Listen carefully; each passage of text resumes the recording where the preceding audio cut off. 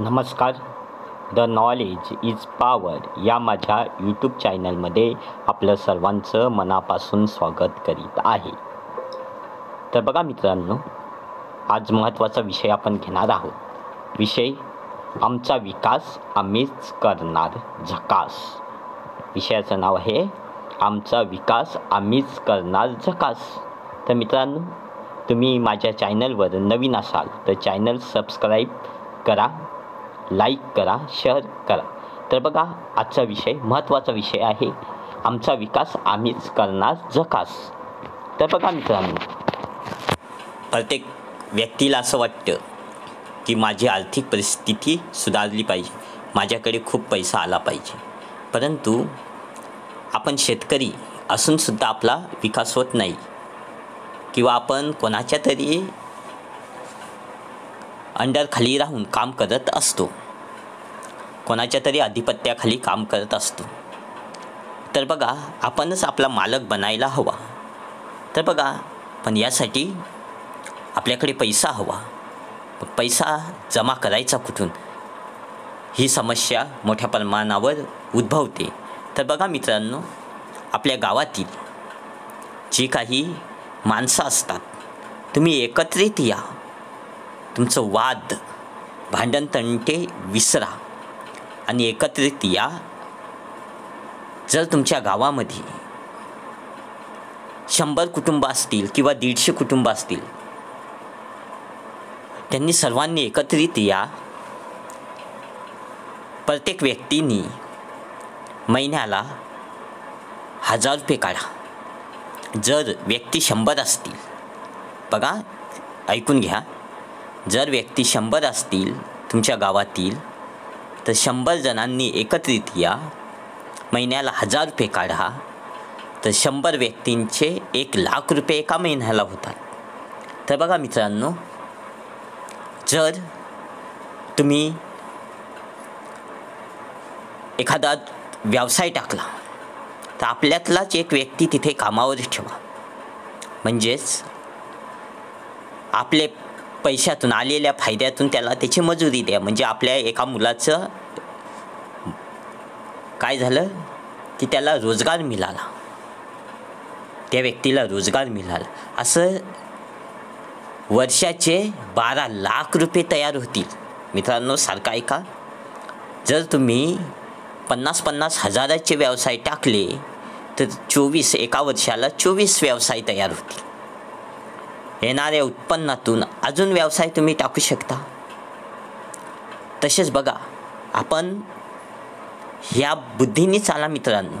कोणाच्या अंडरखाली अधिपत्याखाली राहू नका. आजपर्यंत आपण दुसऱ्याच्या घरी काम केलं आणि त्यालाच मोठं करत गेलो, परंतु आपला विकास कधी होणार, ही गोष्ट लक्षात ठेवा मित्रांनो. ही गांभीर्याने गोष्ट घ्या मित्रांनो.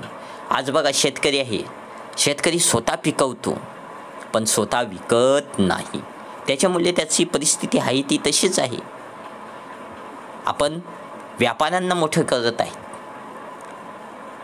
कोणाला, व्यापाराला मोठे करत आहेत. तर बघा, आपल्या गावातील जर अशी माणसं एकत्रित आली तर आपल्या गावातील माणसांना रोजगार उपलब्ध होईल. तर बघा, ही एक गोष्ट विचार करण्यासारखी आहे. आपला जर विकास करायचा असेल तर आपण याच्या त्याच्या कामावर जाण्यापेक्षा तुम्ही एकत्रित या. बघा, आपल्या गावात काय कमी आहे याचा विचार करा, त्या पद्धतीने व्यवसाय टाका, किंवा तालुक्याच्या ठिकाणीसुद्धा व्यवसाय टाका. जर तुम्ही 1000 रुपये काढले तर तुमच्याकडे पिकअपसारखी व्यवस्था येऊ शकते. गावातील भाजीपाला त्या पिकअपमध्ये भरून आपल्याच गावातील काही माणसं विक्रीसाठी आपण ठेवू शकतो. तर बघा, आपण पिकवलेला माल आपण व्यापाऱ्याला 15 ते 20 रुपयाला देतो. उदाहरण आपण जर घेतलं तर चवली 10-15 रुपयात जाते, परंतु तो व्यापारी 40 ते 50 रुपये किलोनी, 60 रुपये किलोनी, किंवा गव्हास 60 रुपये 80 रुपये किलोनी त्या हॉटेल मालकाला देतो. तर बघा मित्रांनो, आपण पिकवा, हॉटेल टाका, तिथे तुम्ही व्यवस्था करा, जेवणाची खानावळ तयार करा. मग जर असे आपण करत गेलो तर किती आपला विकास होऊ शकतो. बघा, विचार करा. हे सगळे आजकाल आपल्यामध्ये काही माणसं वाद निर्माण करतात, राजकारण आणतात. हे राजकारण वगैरे सगळं सोडून द्या. कोणत्याही पक्षाच्या मागे फिरू नका, कोणत्याही संघटनेचे मागे फिरू नका. तर तुम्ही एकत्रित या.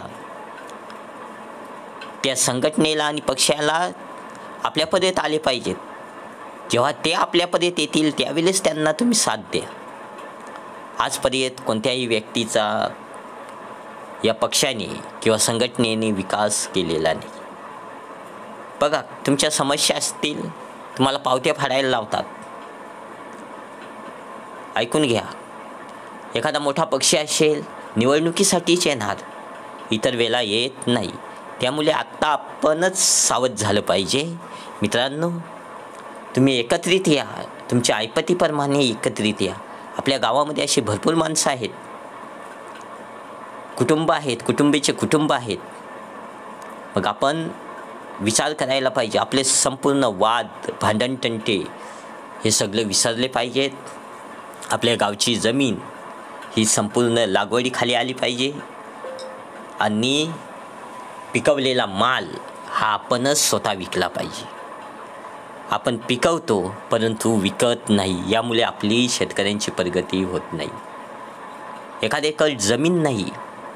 आपल्या गावातील एखादा व्यक्ती आहे, त्याला जमीन नाही, त्याला आपल्या कामावर ठेवा. आपल्या गावातील व्यक्ती आपल्याच गावामध्ये राहणार, त्याची आर्थिक परिस्थिती सुधारणार. दुसऱ्याच्या कामावर का जाण्याची काही गरज नाही. आपल्या गावामध्ये वाचनालयाची सुविधा तयार करा. मंदिराला बांधण्यापेक्षा काय करा, वाचनालय बांधा. तिथं शैक्षणिक प्रगती कशी होईल याकडे बघा. आपले पारंपरिक सण उत्सव साजरे करा. एकात्मता ठेवा. संध्याकाळी एकत्रित येऊन गप्पा गोष्टी करा. चांगल्या गोष्टीचा विचार करा. तर बघा मित्रांनो, आपणच आपला विकास करू शकतो. लाजू नका. व्यवसायासाठी लाजू नका. एखादा व्यक्ती किंवा एखादा मुलगा ज्यावेळेस 15वी होतो, 12वी होतो, तर त्याला नोकरीची अपेक्षा लागते. मित्रांनो, नोकरीसाठी प्रयत्न करा, पण व्यवसाय धंदा करून तिकडे सुद्धा अभ्यासाकडे लक्ष द्या. आपल्याला व्यावसायिक शिक्षण घेऊन आपल्याला पुढे जायचं आहे. व्यापार करून आपल्याला पुढे जायचं आहे. त्यासाठी तुम्ही एकत्रित या. काही समस्या, काही गरीब कुटुंब असतील, त्यांना तुम्ही सांभाळून घ्या. त्यांच्यासाठी मदत करा. त्यांना पुढे आणण्यासाठी प्रयत्न करा. आपल्या गावामधील जी काही कामं असतील, चांगल्या कामासाठी विरोध करू नका. तर एखादा कंत्राटदार आहे, आपल्या गावचा असेल, तरी त्याला उत्कृष्ट काम कसं होईल त्याच्यासाठी सहकार्य करा. त्यालाही सांगा उत्कृष्ट काम करा आणि त्यालाही सहकार्य करा. निकृष्ट दर्जाचं काम करत असेल तर तुम्ही कायदा सुव्यवस्था हातात घेऊ नका, तर त्याची लेखी तक्रार करा. आणि जर न्याय मिळत नसेल तर आंदोलन, मोर्चा, उपोषण, काही निवेदन देऊन करा. परंतु आपला विकास आपल्यालाच करायचा आहे. जर आपण ह्या पद्धतीने जर पुढे जात राहिलो, एकात्मता टिकवली. आजकाल काय झाले, आपल्या प्रत्येक गावात प्रत्येक ठिकाणी राजकारण शिरलेलं आहे आणि या राजकारणामुळे आपली एकात्मता लोप पावत चाललेली आहे. बघा मित्रांनो, पूर्वीच्या काळी गरीब माणसं होती, माणुसकी होती. आज काय झालंय, मोबाईलचं युग सुरू झाले आणि माणुसकी लयाला चाललेली आहे. पैशाला खूप महत्त्व आलेलं आहे. जो तो पैशाच्या मागे धावत आहे. अन्याय अत्याचाराला कधीकधी मुभा भेटत आहे. परंतु हे घालवण्यासाठी आपल्याला काय करायचं आहे, एकत्रित यायचं आहे मित्रांनो. सर्व भांडण-तंटा विसरायचं आहे. पुन्हा पुन्हा मी तेच सांगतो, भांडण तंटे सर्व विसरा आणि एकात्मता टिकवा. ज्यावेळेस आपण असं काहीतरी करणार, वर्गणीतून व्यवसाय तयार करणार, त्यावेळेसच आपला विकास होणार.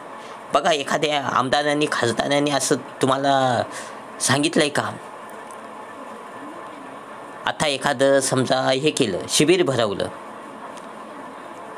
अधिकाऱ्यांना बोलवलं आणि द्या याला व्यवसाय टाकून, द्या याला 100% योजनेतून, असं कधीही आपल्याकडे झालेलं पाहायला मिळत नाही. एखाद्या मंत्र्यांनी सुद्धा असं काही केलेलं नाही. योजना भरपूर आहेत, परंतु त्या सर्वसामान्य जनतेला का मिळत नाही? तर याला खूप कारणं आहेत. सर्व काही आहे ते सर्वसामान्य जनतेपर्यंत येत नाही. बऱ्याच वेळेला असं पण ऐकायला भेटते की टक्केवारी दिली तर योजना मंजूर होती, असंही ऐकायला भेटतं.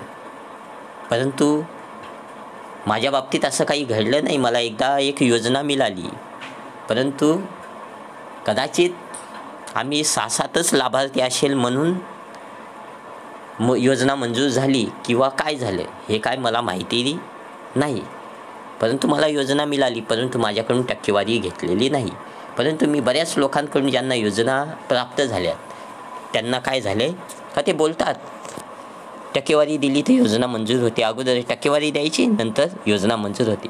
मग आपल्याला ह्या टक्केवारी भरण्यापेक्षा आपणच असं लोकवर्गणीतून आपल्या गावातील वर्गणी काढून आपण व्यवसाय उभा करू शकतो. आणि आपल्याच दुकानदारातून आपल्या गावातील माणसं तर घेणारच आहेत. आणि व्यवसाय करत असताना प्रेमाचे 2 गोड शब्द बोलणे खूप गरजेचं आहे. आजकाल आपल्या स्थानिक लोकांना डावललं जातं. बाहेरीलच व्यक्ती येतात, ते बघा, बाहेरून येणारे व्यक्ती वडापाव विकतात, चपलीची दुकानं टाकतात, तर बघा मडके विकतात, भाजीपाला विकतात, चिकनची दुकानं टाकतात. बघा, स्वस्त आणि मस्त, पहिले सुरुवातीला जास्त खर्च येणार नाही अशी दुकानं टाका. चिकनची दुकानं टाका, वडापावची टपरी टाका, आहे की नाही? साधी जे आहेत भाजीपाल्याची दुकानं टाका. आपल्याला वाहतूक करण्यासाठी एखादी पिकअप घ्या, व हप्त्यावर सुद्धा पिकअप भेटते. आणि त्याच्यानंतर 2 ते 3 वर्षे आपण वर्गणी काढली आणि झालेला पैसा, जमा केलेला पैसा याच्यातून जर व्यवसाय केला तर किती आपला विकास होईल याकडे आपण पाहायला हरकत नाही. बघा, विचार करा आणि निर्णय घ्या. मित्रांनो, मी माझं मत मांडलंय. तुम्हाला योग्य वाटलं तर याच्यावर तुम्ही विचार करा आणि निर्णय घ्या. जास्त वेळ वाया घालवू नका. व्हिडिओ ऐकल्यानंतर तुम्ही गावातील माणसांना एकत्रित करा, मीटिंग घ्या. गावातील माणसांचं वैयक्तिक मत काय आहे? कारण की आपल्याला जर पुढे जायचं असेल तर स्वतःचा विकास करण्यासाठी आपल्याला स्वतःचा व्यवसाय का असायलाच हवा. नाहीतर आपल्याला कोणीही आपला विकास करणार नाही, हे इथं सिद्ध झालेलं आहे. दिवसेंदिवस भाववाढ सारख्या समस्या उद्भवत आहेत. शासकीय नोकऱ्यांचे कंत्राटीकरण हा GR जरी रद्द झाला तरी भविष्यात काही सांगू शकत नाही. आले लक्षात? शाळांचे खाजगीकरण. शिक्षण हे खूप महत्त्वाचं साधन आहे. सर्वसामान्य गोरगरीब व्यक्तीला, मुलांना शिक्षण घेऊन आपला विकास करण्यासाठी हे एक साधन आहे. परंतु ते सुद्धा आज खूप महाग होत चाललेले आहे. शिक्षण संस्था उघडलेल्या आहेत, भरमसाठ फी आहे. BEd, BEd, डॉक्टर किंवा इतर कोर्स ITI वगैरे करायचे असतील, अवाढव्य फी भरावी लागते. नोकरीचे फॉर्म भरायची वेळ येते, त्यावेळेस हजार रुपये फी.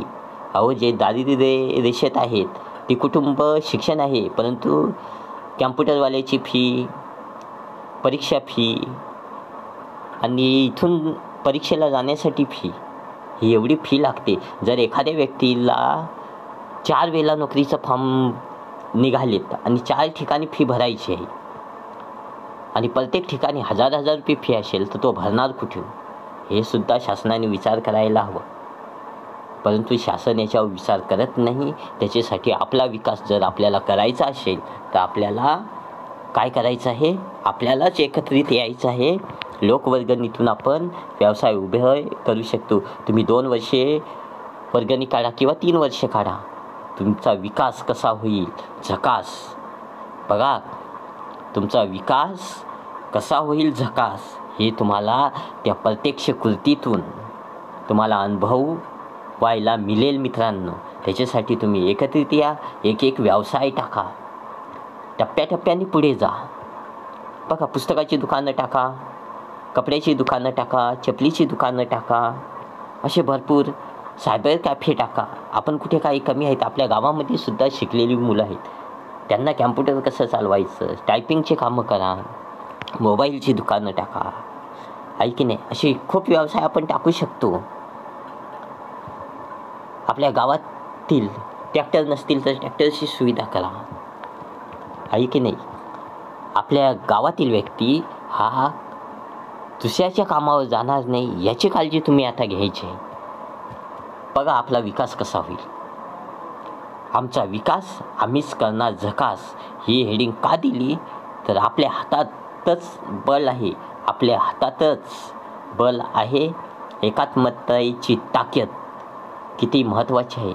तर बघा जेव्हा एका वेळेस पक्ष्यांचं काय होतं, एक शिकारी पक्षी पकडण्यासाठी जाळे टाकतो आणि पक्षी येतात आणि त्याच्यामध्ये अडकतात आणि अडकल्यानंतर काय होतं, प्रत्येकजण एकटा उडण्याचा प्रयत्न करत होता, परंतु ते सगळे उडायला त्रास होत होता. ज्यावेळेस सर्व पक्ष्यांनी ठरवतात की आपण एकाच वेळेस आपण काय करूया, आकाशात झेप घेऊया आणि ठरवतात आणि आकाशात झेप घेतली आणि भुरकन सर्व ते जाळी घेऊन आकाशात उंच भरारी घेतात. त्याचप्रमाणे संपूर्ण गावाने एकत्रित येऊन या पक्ष्यांसारखं एकत्रित येऊन एकात्मता टिकवून तुम्ही एक हा निर्णय घ्या आणि अंमलात आणा, तुमचा विकास होणारच झकास. यात काही चुकीचं म्हणायला हरकत नाही. त्यासाठी तुम्ही एकात्मता टिकवा, स्वावलंबी बना आणि कष्ट करा आणि त्या कष्टाचं फलित तुम्ही मिळवा. तर बघा देवाने सुद्धा सांगितलं आहे, तुम्ही माझ्या मंदिरात येऊन तुम्ही मागू नका, मी तुम्हाला माझ्या हाताने देणार नाही, तर तुम्ही कष्ट करा आणि त्या कष्टाचं फल मी नक्कीच तुम्हाला देईन. माझ्या मंदिरात येऊन तुम्ही याचिका करू नका, मी माझ्या हाताने देणारच नाही. हे देवाने सुद्धा सांगितलं आहे. तुमचं कष्टातच तुमचं फल आहे. त्याच्यासाठी मित्रांनो पुन्हा एकदा मी सांगतो, माझा विकास हा मीच करणार झकास. तर बघा आमचा विकास आम्हीच करणार झकास. तर बघा मित्रांनो पुन्हा एकदा सांगतो की हा व्हिडिओ प्रत्येक व्यक्तीकडे शेअर करा आणि लाईक करा आणि चॅनल सबस्क्राईब केलेला नसेल तर तुम्ही चॅनल सबस्क्राईब करून घ्यायला विसरू नका मित्रांनो. सर्वांनी हा व्हिडिओ ऐकल्यामुळे धन्यवाद.